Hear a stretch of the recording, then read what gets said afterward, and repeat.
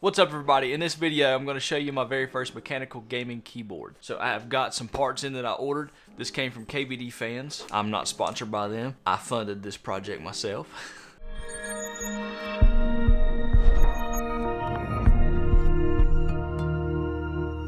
What's up everybody, my name's Zach and welcome to TechGear. On this channel we pretty much cover everything technology. I do tech reviews, gear reviews, some tips and tricks to help you out on your own YouTube journey, as well as the occasional vlog. If any of that interests you, make sure you subscribe and hit the bell notification to let you know when I have new videos posted. Let's tear into this box and see what all comes in this kit.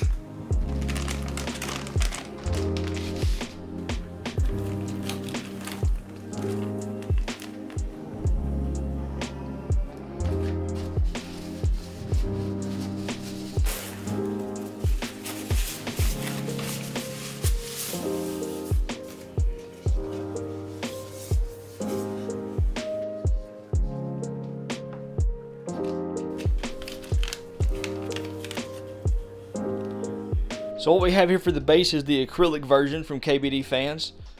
It is hopefully going to show the RGB pretty well. I went with an aluminum plate because I like the silver look over the brass colored gold. I didn't really want the gold to be seen up under the keycaps on the actual unit when installed and finished. I have a kind of rubber dampening system here bought through KBD Fans as well.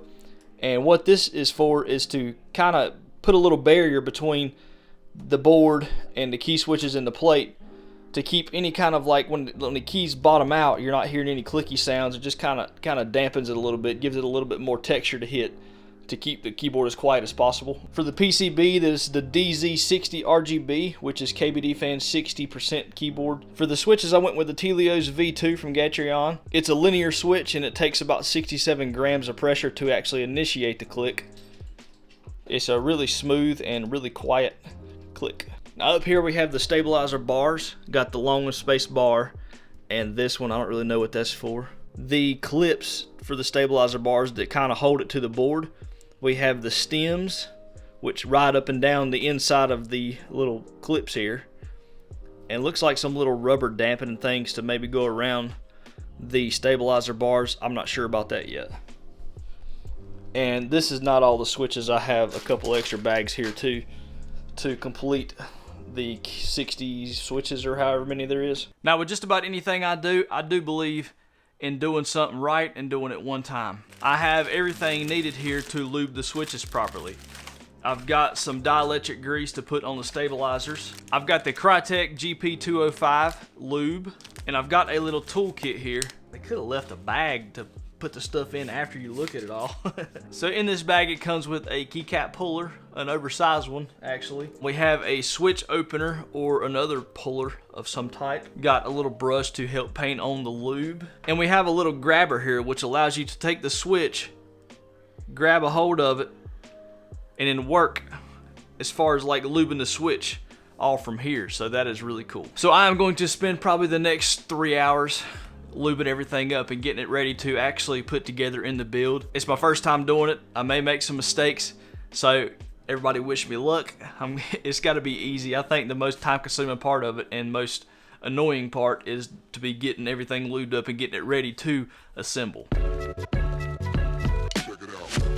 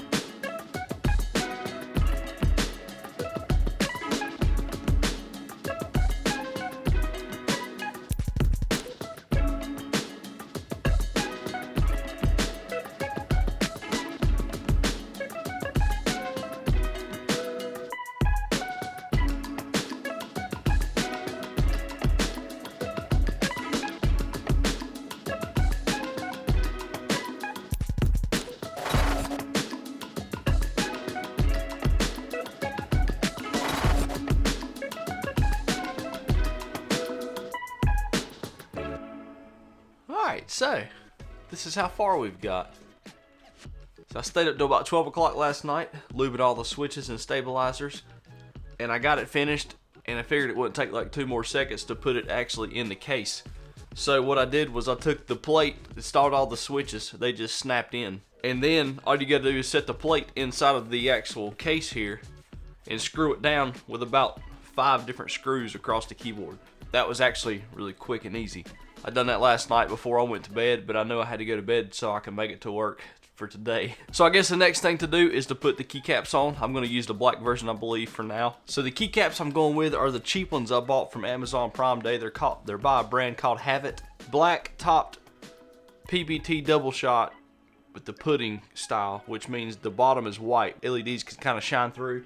Now, I'm not sure how the LEDs will look on this board. I can't remember if it is only facing the table, if it just shines through the case, or if it shines up through the keycap. I cannot remember, so I have to put these on and plug it in to see exactly where the RGB LEDs are going to be, visible from. So I've run into a bit of an issue here. This keyboard has a very small function key and a very small alt key right here, which I do not have in my kit. So I just put 2 little dummy switches in here just to match the size of what is already down here. I tried to use the home key and like an insert just to help me mentally know what they are, but the keys were meant for like a top use and the keycaps were a lot taller. I don't like how it's stuck up, so I'm just gonna have to make note in my head that that's what them 2 buttons are. One more thing, the shift/question mark button right here, I don't know how that's gonna work. On the software here on the computer, it's got them being both in the same switch, but it has 1 dot for question mark, 2 dots for shift, so maybe there's a single press or a double press to use each. I'm gonna have to get in there and plug it up to see actually how that works. I don't know. Now without further ado, let's plug this thing in. I got a Apple branded USB-C cable because mine hasn't came in the mail yet to power this keyboard. This kit that I bought did not come with a USB-C cable, so I just figured I would temporarily use one that I already have. Back here, find a port. There we go. So it looks like it's got a rainbow effect on it. Got the other one in the background still going, and I'm gonna do a little comparison between the keycaps being lubed and this style keycap versus what comes on something like the K70, which I've been using for like 4 or 5 years now. It seems like humongous difference so far. Take a listen.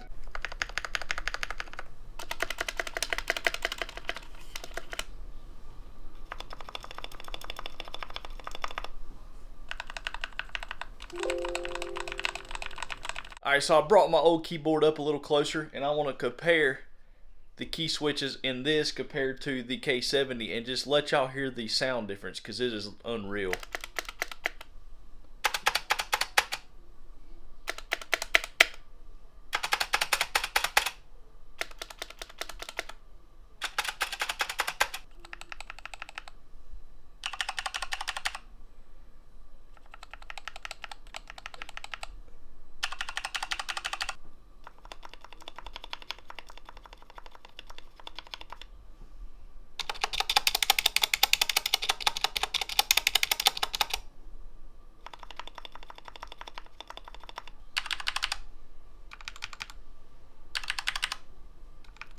These Telio switches being lubed and having this style keycaps and stuff, I feel like I'm typing in luxury now. It's so uncomparable. Building your own keyboard like this right here and being able to lube your switches and choose what you want in your keyboard as far as components is such a premium over like a store-bought keyboard. Now I would like to be able to find a couple of the function keys or the keycaps down here to replace the random keys that I have just covering the spot. Don't know if I'll be able to find one. I'd also like to find a shift key that is the right size just to help make it look the way it should. But I'm overall completely satisfied with this build, especially being my first one. I think it turned out really good. The case didn't turn out the way I thought it would. So the PCB in here does not support underglow or does not have below mounted RGB LEDs. It only has per key RGB lights in it. So I thought I could get a cool underglow effect, but that is actually not the case. They only offer that in soldered versions to where I have a hot swappable PCB. So that is my issue with that. Not a big deal, but I kind of wished I knew that, which, how was I to know that? It's my first time building one. But I probably would have went with a different colored case if I didn't have the underglow like I thought. Alright, so I think I want to wrap this up with telling you, if you have ever thought about building a custom keyboard like this, or if you've been considering or thinking about it for a while, do it, because it is 100% worth it. I did not expect to be that satisfied with how mine turned out. The typing experience on it is like I've never felt before in my life. The keys feel freaking awesome, so really cool. If you like this video and want to see more content like this, let me know. Subscribe if you haven't already, and I will see y'all in the next video. Later.